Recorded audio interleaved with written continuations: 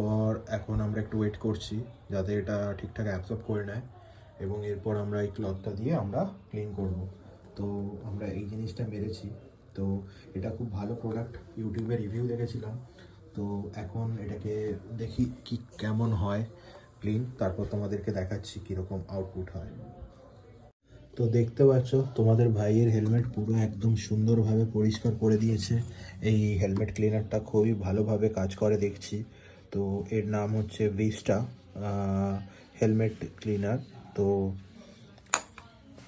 দেখতে পাচ্ছ, একটু জুম করে দেখাই, ভিডিওতে আগে আমরা দেখেছি প্রচুর নোংরা ছিল, তো দেখতে পাচ্ছ কত সুন্দরভাবে ক্লিন করে দিয়েছে। এবং এইখানেও দেখতে পাচ্ছ একটা নোংরা নেই, একদম সুন্দর করে ক্লিন করেছে।